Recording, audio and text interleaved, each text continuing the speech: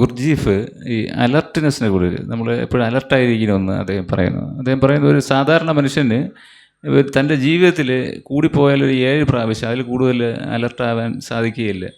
അത്രയും അലർട്ടായാൽ വലിയ ഭാഗ്യം എന്ന് പുള്ളി പറയുന്നു. നമുക്കൊരു അപകടം ഇങ്ങനെ സംഭവിക്കാൻ പോണ മുന്നിൽ ആ ഒരു സമയത്ത് ഒരാൾ നമ്മൾ റിവോൾവർ കൊണ്ട് അല്ലെങ്കിൽ വാൾ കൊണ്ട് ഉപദ്രവിക്കും, അപ്പോഴൊക്കെ ആ ഒരു നിമിഷങ്ങളിലാണ് നമ്മൾ അലർട്ടാവുന്നത് എന്ന് പറയും.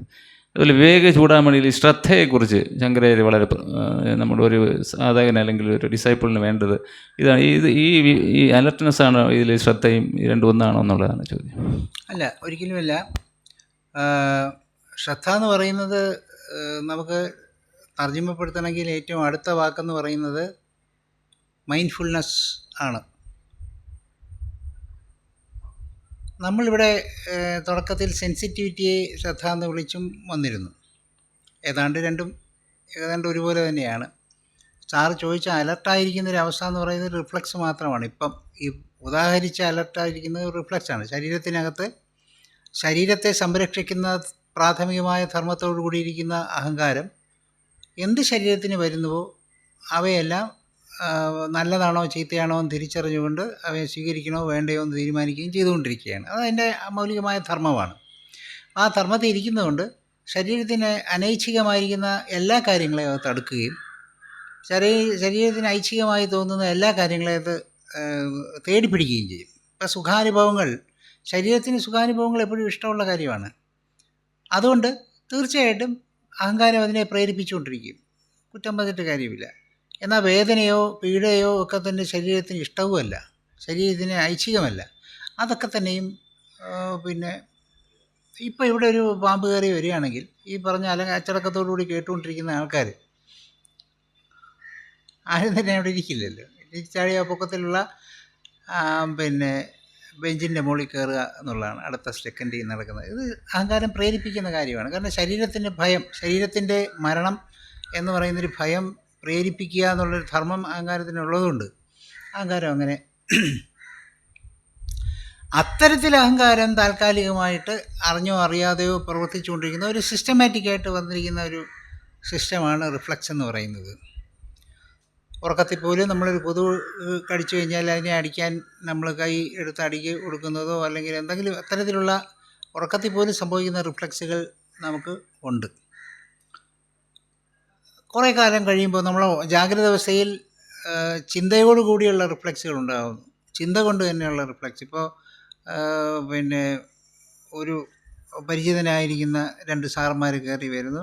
ആ കയറി വരുമ്പോഴത്തേക്കും റിഫ്ലക്സാണ്. ആ കണ്ണിൽ ആ സിഗ്നലിൽ പോയി അലക്സ് സാറും അദ്ദേഹവും രാജാൽ സാറും കൂടെ കയറി വന്നു.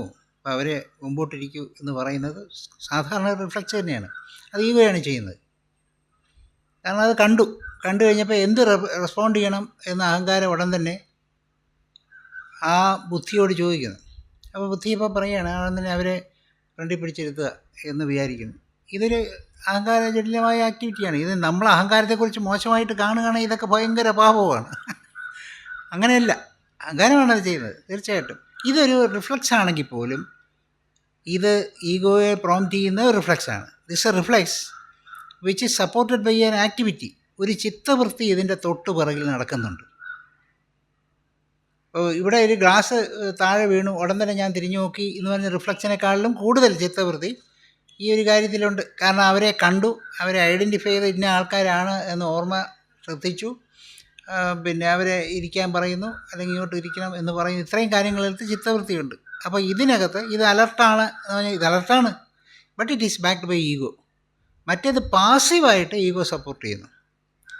ഈഗോ സെറ്റ് ചെയ്ത് വെച്ചിട്ട് പോകുന്നു. ഇപ്പോൾ ഓട്ടോ പൈലറ്റിങ് വെച്ചുകൊണ്ടുള്ള പ്ലെയിനിലാണ് നമ്മളൊക്കെ സഞ്ചരിച്ചുകൊണ്ടിരിക്കുന്നത്. Pilot സുഖമായിട്ടിരുന്ന് cinema കണ്ടുകൊണ്ടിരിക്കുകയായിരിക്കും. കാരണം ഓട്ടോ പൈലറ്റാണ്, ആ കമ്പ്യൂട്ടറാണ് ആ പ്ലെയിൻ മുമ്പോട്ട് കൊണ്ടുപോയിക്കൊണ്ടിരിക്കുന്നത്. ലാൻഡ് ചെയ്യാൻ സമയമാകുമ്പോഴത്തേക്കും ഓട്ടോ പൈലറ്റ് ഓഫ് ചെയ്യാൻ വേണ്ടി സാധാരണ വാച്ച് ടവർ പിന്നെ ഈ കൺട്രോൾ ടവറിൽ നിന്ന് തന്നെ ഇൻസ്ട്രക്ഷൻ കൊടുക്കുകയും ആ സമയത്ത് മാത്രം അത് ഓഫ് ചെയ്തിട്ട് അവർ മാനുവലായിട്ട് ഇറക്കുകയും ചെയ്തുകൊണ്ടിരിക്കുകയാണല്ലോ, കണ്ടുകൊണ്ടിരിക്കുകയാണിത്. അപ്പോൾ ഇത് അതുപോലെ ബുദ്ധി, അഹങ്കാരം ഒക്കെ സെറ്റ് ചെയ്ത് വെച്ചിരിക്കുന്ന ഒരു റിഫ്ലക്സ് നമ്മുടെ ശരീരത്തിലുണ്ട്. അതുകൊണ്ടാണ് പല കാര്യങ്ങളും നമ്മുടെ ബോധത്തോടു കൂടി അല്ലാതെ ഇൻവോളണ്ടറി ആയിട്ട് തന്നെ നടന്നുകൊണ്ടിരിക്കുന്നത്. അല്ലാത്തൊക്കെ വോളണ്ടറി ആക്ഷൻസാണ്. നമ്മൾ അറിഞ്ഞുകൊണ്ട് തന്നെ നമ്മൾ ഇടപെടുന്നതാണ്, അല്ലെങ്കിൽ ബുദ്ധി അവിടെ പ്രവർത്തിക്കുന്നു എന്നൊക്കെ പറയാം. ഇത് മൃഗങ്ങളുടെ കാര്യത്തിൽ ഇത് വളരെ കുറവാണ് എന്നുള്ളതാണ് ഏറ്റവും വ്യത്യാസമായ കാര്യം. അവയ്ക്ക് റിഫ്ലക്സുകൾ സെറ്റ് ചെയ്ത് വെച്ചിരിക്കുന്ന റിഫ്ലക്സുകളാണ് ഏറ്റവും കൂടുതൽ. തിങ്ക് ചെയ്യാനുള്ള കഴിവില്ല. അപ്പോൾ ഒരു പ്രാവശ്യം ഇവിടെ വരുന്ന പൂച്ചയെ ഞാൻ ഓട്ടിക്കുകയാണ്, വഴക്ക് പറഞ്ഞ് ഓട്ടിക്കുകയാണെങ്കിൽ അതൊരു 3-4 ദിവസത്തേക്ക് എന്നെ കാണുമ്പോൾ തന്നെ ഓടും. ഞാൻ വഴക്ക് പറയേണ്ട കാര്യമേ ഇല്ല. 4-ാമത്തെ 5-ാമത്തെ ദിവസമാകുമ്പോൾ ഒന്നും അറിയാത്ത പോലെ വീണ്ടും പഴയ ആളായിട്ട് നിൽക്കും. ചില മനുഷ്യരും ഇതേപോലെ മൃഗീയമായിരിക്കുന്ന മാനസികാവസ്ഥയിലുള്ളവരുണ്ട്. മൃഗീയം എന്ന് പറയുമ്പോഴത്തെ അതിൻ്റെ വിഭത്സമായിരിക്കുന്ന അവസ്ഥയിൽ കൂടെ അല്ല ഞാൻ പറയുന്നത്, അങ്ങനെ വിചാരിക്കരുത്. വഴക്കെല്ലാം കൂടി കുത്തി ഉറങ്ങി പിരിഞ്ഞു എന്നുണ്ടെങ്കിൽ 4-5 ദിവസം കഴിയുമ്പോൾ വീണ്ടും പഴയ പോലെ ഒന്നും സംഭവിക്കാത്ത പോലെ നിൽക്കും. അപ്പോൾ അവരുടെ റിഫ്ലക്സുകളാണ്, അവരുടെ റിഫ്ലക്സ് മാത്രമേ ഉള്ളൂ, തൽക്കാലത്തേക്കുള്ള റിഫ്ലക്സ് മാത്രമേ ഉള്ളൂ. അപ്പോൾ ആ റിഫ്ലക്സിൻ്റെ എനർജി റീറ്റെയിൻ ചെയ്യുന്നവരെ നമ്മൾ സൂക്ഷിച്ച് നിർത്തുന്നു എന്നുള്ളതാണ്. അപ്പോൾ അതാണ് ഈ അലർട്ടെന്ന് പറയുന്നതിൻ്റെ ഉദാഹരണം. പിന്നെ ഏറ്റവും പ്രധാനപ്പെട്ട ഒരു ശ്രദ്ധിക്കേണ്ട കാര്യം, ഗുർജീഫിൻ്റെ സംസാരങ്ങളൊക്കെ തന്നെയും ട്രാൻസ്ലേറ്റ് ചെയ്ത് ഏറ്റവും വികലമാക്കിയിരിക്കുന്നു എന്ന് തീർച്ചയായിട്ടും മനസ്സിലാക്കാവുന്നതാണ്. കാരണം വേറൊന്നുമല്ല, ഇപ്പോൾ ഗുർജീഫിൻ്റെ ഒരു പുസ്തകം ശ്രീ ജയരാജ് സാർ ഇവിടെ വന്നിരുന്നാണ് ഇപ്പം തീർത്തുകൊണ്ടിരിക്കുന്നത്. അപ്പോൾ അതിനകത്തൂടെ പോകുമ്പോൾ മനസ്സിലാവും അതിനകത്ത് ഭാഷ ഉപയോഗിച്ചിരിക്കുന്ന അദ്ദേഹത്തിന് തോന്നുന്ന ഭാഷ അങ്ങ് ഉപയോഗിക്കുന്നു, അത് തോന്നുന്ന ഈ വിവർത്തകന്മാർ തോന്നുന്ന ഭാഷയിൽ അത് ട്രാൻസ്ലേറ്റ് ചെയ്ത് പോയിക്കൊണ്ടിരിക്കുന്നു എന്നുള്ളത് വളരെ വ്യക്തമാണ്. അപ്പം അതുകൊണ്ട് ഇതിലൊക്കെ അങ്ങനെയുള്ളൊരു ഭാഷാന്തരീകരണത്തിലെ പ്രശ്നവും കൂടെ വന്നിരിക്കാം, സാധ്യതയുണ്ട് എന്ന് അനുമാനിക്കേണ്ടതായി ഉണ്ട്. പിന്നെ രണ്ടാമത് പറഞ്ഞ ശ്രദ്ധയെ സംബന്ധിക്കുന്ന കാര്യത്തിൽ എടുക്കുമ്പോൾ, ആ ശ്രദ്ധ എന്ന് പറയുന്നത് മൈൻഡ്ഫുൾനെസ്സാണ്. അവിടെ നമ്മുടെ ഇപ്പോഴത്തെ ഒരു സാധാരണ മനുഷ്യൻ്റെ മാനസികാവസ്ഥയുടെ നേരെ ഓപ്പോസിറ്റ് എന്ന് വിചാരിച്ചിട്ടുണ്ടാൽ മതി എന്ന് പറഞ്ഞു. അതാണ് പഠിക്കാൻ എളുപ്പം, ഏറ്റവും പെട്ടെന്ന് മനസ്സിലാക്കാൻ എളുപ്പം. U are full of mind എന്ന് പറയുകയാണെങ്കിൽ നിങ്ങൾ പൂർണ്ണനായും മനസ്സ് മാത്രമാകുന്നു. സാറ് എന്ന് പറയുന്നൊരു വ്യക്തിയെക്കുറിച്ച് തേർഡ് പാർട്ടി മനസ്സിലാക്കുന്നത് മുഴുവൻ സാറിൻ്റെ മനസ്സാണ്. സാർ എങ്ങനെ പെരുമാറുന്നു, സാറിൻ്റെ ബോഡി ലാംഗ്വേജ് എന്താണ്, ഇതെല്ലാം സാറിൻ്റെ മനസ്സുമായിട്ട് ബന്ധപ്പെട്ട കാര്യങ്ങളാണ്.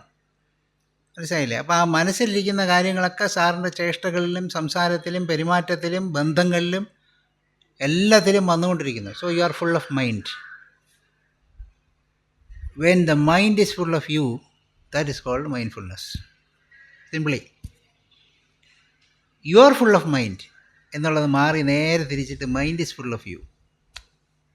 മൈൻഡ് എന്ന് പറയുന്നത് നമ്മളാൽ നിറഞ്ഞിരിക്കുന്നു, നമ്മുടെ മറ്റ് വിഷയങ്ങളിലേക്കല്ല പോകുന്നത്, നമ്മൾ മൈൻഡ്ഫുള്ളായിരിക്കുന്നു. അതായത് പൂർണ്ണമായും ഒരു നമ്മളെന്ത് ചെയ്യുന്നു അതിലേക്ക് മാത്രം നമ്മുടെ മൈൻഡ് ശ്രദ്ധിച്ചിരിക്കുന്നു. അതല്ലാതെ മറ്റൊന്നിലോട്ടും മനസ്സ് പോകുന്നില്ല. മനസ്സിലായില്ലേ? U are full of mind എന്നുള്ളതിൽ നിന്നും നേരെ തിരിച്ച് മൈൻഡ് ഫുൾ ഓഫ് യു, ഇതാണ് മൈൻഡ്ഫുൾനെസ്. അപ്പോൾ ഇത് ഏറ്റവും കൂടുതൽ സംസാരിച്ചിട്ടുള്ള ഗൗതമബുദ്ധൻ തന്നെയാണ്, സംശയമൊന്നുമില്ല. അപ്പോൾ അദ്ദേഹത്തിൻ്റെ ഈ സംസാരങ്ങളെ ബന്ധപ്പെടുത്തിക്കൊണ്ട് ശ്രദ്ധ എന്നുള്ളത് തീർച്ചയായിട്ടും മൈൻഡ്ഫുള്ളായിരിക്കുന്ന അവസ്ഥയാണ് എന്നുള്ളൊരു സമവാക്യത്തിൽ നമ്മൾ എത്തിച്ചേരാൻ സാധ്യതയുണ്ട്. അപ്പോൾ അത്തരത്തിലൊരു സമവാക്യത്തിൽ എത്തുമ്പോൾ നാം ശ്രദ്ധിക്കേണ്ടത്, ഈ ഗീതാവാക്യത്തിൽ പറയുന്ന പോലെ ശ്രദ്ധാവാൻ ലഭതേ ജ്ഞാനം എന്ന് പറയുമ്പോൾ ആ ശ്രദ്ധാവാനാണ് ജ്ഞാനം ലഭിക്കുന്നത് എന്ന് തിരിച്ചറിയുന്നു. എന്തുകൊണ്ട്? ജ്ഞാനം എവിടുന്നോ കിട്ടുന്ന ഒരു തേർഡ് സോഴ്സിൽ നിന്ന് കിട്ടുന്ന ഒരു കാര്യമായിട്ട് കൊണ്ടു നടക്കുന്നവനെ സംബന്ധിച്ചിടത്തോളം അവൻ മൈൻഡ്ഫുള്ളായിരിക്കില്ല. അവൻ ആ വാദിച്ചതിൻ്റെ, അവൻ കേട്ടതിൻ്റെ, പഠിച്ചതിൻ്റെയോ അവൻ അനുമാനിച്ചെടുത്തതിൻ്റെയോ ഒക്കെ കണ്ടീഷനിങ്ങിലായിരിക്കും. മനസ്സിലാവുന്നുണ്ടോ? അതായത് അവൻ്റെ ഇന്ദ്രിയങ്ങൾ ഒരിക്കലും പ്രവർത്തിച്ചുകൊണ്ടിരിക്കില്ല. ആ ഇന്ദ്രിയങ്ങൾ പ്രവർത്തിക്കുന്നതിനെ കൂടെ കണ്ടീഷൻ ചെയ്യാൻ വേണ്ടി അവൻ എന്ത് ചെയ്ത് ഉപയോഗിക്കുന്നു? അവൻ ഈ പഠിച്ചതോ കേട്ടതോ വായിച്ചതോ അല്ലെങ്കിൽ ഉപദേശിക്കപ്പെട്ടതോ ആയ കാര്യങ്ങളെ അത് നിറച്ചുകൊണ്ട് അവയാൽ കണ്ടീഷൻ ചെയ്തുകൊണ്ട് ഇതൊന്നും അല്ലാതെ മറ്റൊന്നും സത്യമല്ല എന്ന് പറയുന്നൊരു അബദ്ധധാരണയിലൂടെ പൊയ്ക്കൊണ്ടിരിക്കും. അതല്ല ഇവിടെ ഉദ്ദേശം. ഞാൻ നേരത്തെ സൂചിപ്പിച്ചില്ലേ, ഗുരുവിൽ നിന്നുള്ള പ്രവാഹം, ജ്ഞാനപ്രവാഹം നമുക്ക് അനുസ്യൂതമായിട്ട് പ്രവഹിക്കണമെന്നും അത് ലഭിക്കണമെന്നും അതിനെ സ്വീകരിക്കാനുള്ള കഴിവുണ്ടാകണമെന്ന് പറഞ്ഞില്ലേ, അവിടെ ഒരു കോൺഫ്ലിക്റ്റ് ഇപ്പോൾ പറഞ്ഞതുമായിട്ടൊരു കോൺഫ്ലിക്റ്റ് വരേണ്ട സാധ്യതയുള്ളതാണ്. ശ്രദ്ധാലുവായൊരു ശ്രോതാവ് അങ്ങനെ ചോദിക്കേണ്ടിയിരിക്കുന്നു. ഭാഗ്യത്തിന് നമ്മുടെ കൂട്ടത്തിൽ അത്രയും ശ്രദ്ധാലുക്കൾ ഇല്ലാത്തതുകൊണ്ട് രക്ഷപ്പെട്ടു പോകുന്നു എന്നുള്ളേ ഉള്ളൂ. മനസ്സിലായില്ലേ? അവിടെ ശ്രദ്ധിക്കേണ്ട ഒരു വിഷയം എന്താണെന്ന് വെച്ചാൽ, ആ തരത്തിൽ നമ്മൾ സ്വീകരിച്ചുകൊണ്ടിരിക്കുന്ന കാര്യങ്ങളിലകത്ത് പോലും നമുക്ക് സംശയങ്ങളുണ്ടാകും. തീർച്ചയായിട്ടും സംശയം ഉണ്ടാകും. ഈ സംശയം ഉണ്ടാവുക എന്ന് പറയുന്നത് ഇതെന്താണ് എന്ന് സംശയം ഉണ്ടാവുക, അതാണ് അനുസന്ധാനം. അതാണ് ഒരു റിസർച്ച്ഫുള്ളായിട്ടുള്ള ഫോളോയിങ്. ചുമ്മാ പറയാൻ പോകുന്നതല്ല. ആ അനുസന്ധാനം കൊണ്ട് വേണം ഈ കേൾക്കുന്ന കാര്യത്തിൽ അല്ലെങ്കിൽ വായിക്കുന്ന കാര്യത്തിൽ അതിന് സംശയം ഉണ്ടായി അതിനെ വീണ്ടും പരിപ്രശ്നേന സേവയ എന്ന് ഗീത പറയുന്നു. വീണ്ടും വീണ്ടുമുള്ള ചോദ്യങ്ങൾ കൊണ്ടും. എന്നാൽ അത് മാത്രം ചെയ്താൽ മതി എന്ന് പറയുന്നില്ല. വ്യാസൻ അത് വളരെ വ്യക്തമായി സൂചിപ്പിക്കുന്നു. അല്ലെങ്കിൽ ശ്രീകൃഷ്ണ ഭഗവാനെ കൊണ്ട് പറയിക്കുന്നു, സേവയാ, പരിപ്രശ്നേന സേവയ. സേവയ എന്ന് പറയുമ്പോൾ അവിടെ വീണ്ടും വീണ്ടുമുള്ള ചോദ്യം കൊണ്ടും ശുശ്രൂഷ കൊണ്ടും ഗുരുവിൽ നിന്ന് നേടിക്കൊള്ളണം, അല്ലാതെ അല്ല. അപ്പോൾ അത്തരത്തിൽ അനുസന്ധാനം ചെയ്ത് ഈ കേൾക്കുന്നതിനെ റിസർച്ച് ചെയ്ത് അതിനകത്തുള്ള വിഷയങ്ങളെ സ്വീകരിക്കാനും കൊണ്ടുപോകാനുള്ള കഴിവുണ്ടായിരിക്കുന്ന ഒരവസ്ഥയാണ് മൈൻഡ്ഫുൾനെസ്.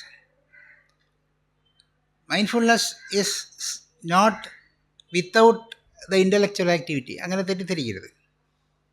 മൈൻഡ്ഫുള്ളായിരിക്കും, നമ്മളെപ്പോഴും ശ്രദ്ധയോടുകൂടി, ജഡ്ജ് ചെയ്യില്ല, എന്ത് ചെയ്താൽ ജഡ്ജ് ചെയ്യില്ല എന്നൊക്കെ പറഞ്ഞ് വാശി പിടിക്കുകയല്ല. അതൊക്കെ തെറ്റിദ്ധാരണകളാണ്. ഈ ടോട്ടാലിറ്റി ഓഫ് ഹ്യൂമൻ ബീയിങ് എന്നുള്ളത്, ഞാൻ എന്ന് പറയുന്ന അതിൻ്റെ സമ്പൂർണ്ണതയിൽ ബുദ്ധി, മനസ്സ്, അഹങ്കാരം ഇതെല്ലാം പ്രവർത്തിക്കേണ്ടതായിട്ടുണ്ട്. അവയൊന്നും തന്നെ നിഷേധിച്ചുകൊണ്ട് അവയൊക്കെ ഇല്ലാതാക്കിക്കൊണ്ടിരിക്കുന്നതല്ല ഞാൻ. അങ്ങനെ തെറ്റിദ്ധരിക്കരുത്.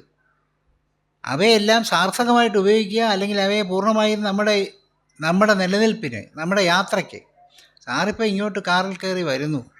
ആ കയറി വരുമ്പോൾ കാറ് നന്നായിട്ട് പ്രവർത്തിക്കാൻ തക്കതാക്കി വെച്ചാൽ മാത്രമേ സാറിന് ഇവിടെ എത്താൻ പറ്റുള്ളൂ. ഇവിടുന്ന് അടുത്ത യാത്രയിലേക്ക് സാറിന് പോകാൻ സാധിക്കുള്ളൂ. എന്ന് പറഞ്ഞതുപോലെ ആ ശരീരത്തിലിരിക്കുന്ന നിലനിൽപ്പ് പൂർണ്ണമാക്കുന്നതിന് വേണ്ടി മനസ്സ്, ബുദ്ധി, അഹങ്കാരം ഇവയെല്ലാം ഉപയോഗിച്ചുകൊണ്ട് തന്നെ ഇരിക്കണം. അതിന് ദേഷ്യം കാണിക്കേണ്ടി വരും. തീർച്ചയായിട്ടും മനുഷ്യൻ്റെ പ്രകൃതിയാണ്. ആവശ്യമുള്ളിടത്ത് ദേഷ്യം കാണിച്ചാലേ ഉള്ളൂ. സാറ് നടന്നു പോകുന്ന ഒരു വഴിയിൽ ഒരു നായ കുരച്ചുകൊണ്ട് വരികയാണെങ്കിൽ ചിലപ്പോൾ സാറ് ദേഷ്യപ്പെട്ടാൽ മാത്രമേ അതങ്ങ് പോകും. അല്ലാതെ അതിനോട് സ്നേഹം കാണിച്ചാൽ ചിലപ്പോൾ അത് തിരിഞ്ഞു പോവില്ല. ഞാൻ ഉദാഹരണം പറയുകയാണ്. അപ്പോൾ അത്തരത്തിൽ ദേഷ്യം കാണിക്കേണ്ടത് ദേഷ്യവും, സ്നേഹം കാണിക്കേണ്ടത് സ്നേഹവും, കൃപ കാണിക്കേണ്ടത് കൃപയും, പിന്നെ വിദ്വേഷം കാണിക്കേണ്ടത് വിദ്വേഷവും എല്ലാം തന്നെയും ശരീരത്തിന് ആവശ്യമായ ഘടകം തന്നെയാണ്. അതായത് ഇന്നൊന്നും രക്ഷപ്പെടാനല്ല ആരും പറഞ്ഞിട്ടുള്ളത്. പിന്നെ ഇതൊക്കെ ഒരു വശത്തൂടെ വായിച്ചുകൊണ്ട് വരുമ്പോഴത്തേക്കും ബാക്കി വശങ്ങളെ പേപ്പറുകൾ മുഴുവൻ മടക്കി വെച്ചുകൊണ്ട് അതൊന്നും നമുക്കുള്ള പാഠങ്ങളല്ല എന്ന് വിചാരിച്ചു. നമുക്ക് ഈ പണ്ട് 8, 9, 10 കൂടെ പഠിക്കണമായിരുന്നു 10ാം ക്ലാസ്. സാറും അങ്ങനെ ആയിരിക്കുമോ എന്ന് എനിക്കറിഞ്ഞു. ഞങ്ങൾ പഠിക്കുമ്പോൾ 8, 9 കൂടെ ഭാഗങ്ങളും കൂടെ 10ൽ പരീക്ഷയ്ക്ക് വരും. അപ്പം അതില്ല, ഇപ്പം നിർത്തി. ഇപ്പം അതൊന്നും ഇല്ലല്ലോ. ക്വസ്റ്റ്യൻ മാർക്ക് മാത്രം, പേപ്പറിൽ നമ്പർ എഴുതിയാൽ മതി, മാർക്ക് കൊടുക്കാമെന്ന് പറഞ്ഞു. അപ്പോൾ കാരണം ആരെയും ബുദ്ധിമുട്ടിക്കരുത്, വിദ്യാർത്ഥികളെ വിഷമിപ്പിക്കാൻ പാടില്ല. ആരെ ലോകത്തെ ജനതയൊക്കെ വിഷമിപ്പിച്ചാലും വിദ്യാർത്ഥികളെ വിഷമിപ്പിക്കരുത്. അതൊരു വലിയ വ്രതമാണ്. അപ്പോൾ അതുകൊണ്ട് അങ്ങനെ കിട്ടും. പണ്ടങ്ങനെയല്ല. അപ്പോൾ 8, 9 നിന്നുള്ള പാഠഭാഗങ്ങൾ, റെഫർ ചെയ്യേണ്ട പാഠഭാഗങ്ങളെക്കുറിച്ച് ആദ്യമേ സാറന്മാർ പറയും. 8ാം ക്ലാസ്സിലെ ഇന്ന പാഠം, 9ാം ക്ലാസ്സിലെ ഇന്ന പാഠം, ഇത് നിങ്ങൾക്ക് 10ൽ എലക്റ്റീവായിട്ട് വരുന്നുണ്ട്. അപ്പോൾ അതൊഴിച്ചുള്ള ബാക്കി ഭാഗങ്ങൾ ചിലർ സ്റ്റേപ്പിളർ ഇട്ടങ്ങ് വയ്ക്കും. കാരണം അറിയാതെ പോലും നമുക്ക് തുറന്നു നോക്കരുത് എന്ന് വിചാരിച്ചു. അപ്പം അതുപോലെ പിന്നെ ഈ ആവശ്യമുള്ളതേത്, അനാവശ്യമായിട്ടേത് എന്ന് തിരിച്ചു വയ്ക്കുന്ന ഒരു സ്വഭാവം നമുക്കുള്ള, അതിനെയല്ല അനുസന്ധാനം എന്ന് വിളിക്കുന്നത്. നമ്മൾ ശ്രവിക്കുന്നതെല്ലാം ഉൾക്കൊണ്ടുകൊണ്ട് അവയിൽ നമുക്ക് സ്വീകാര്യമായതിനെ സ്വീകരിക്കുക, തള്ളേണ്ടതിനെ തള്ളുക. അവയിൽ നമുക്ക് സംശയമുള്ളതിനെ വീണ്ടും വീണ്ടും അനുസന്ധാനം ചെയ്യുക. അത് എന്തായാലും നമുക്ക് ആത്മാർത്ഥമായൊരു സംശയമാണ് അതിനകത്തുള്ളതെങ്കിൽ തീർച്ചയായിട്ടും അതിൻ്റെ ആൻസർ നമ്മുടെ അന്തർയാമിയായിരിക്കുന്ന ഗുരു നമ്മൾ ചുറ്റുമിരിക്കുന്ന ഏതെങ്കിലും ഒരു വ്യക്തിയിൽ കൂടി സംസാരിക്കും. അതായത് ഫിസിക്കൽ ഗുരു വേണമെന്നൊന്നും നിർബന്ധമൊന്നുമില്ല. അപ്പോൾ അതുകൊണ്ട് അത്തരത്തിലുള്ളൊരു സാധ്യതയുണ്ട് എന്നുള്ളതുകൊണ്ട് ശ്രദ്ധ അതാണ് ശ്രദ്ധ. ഒരിക്കലും അലർട്ടായിരിക്കുന്നതല്ല. രണ്ടും തന്നെയാണ്.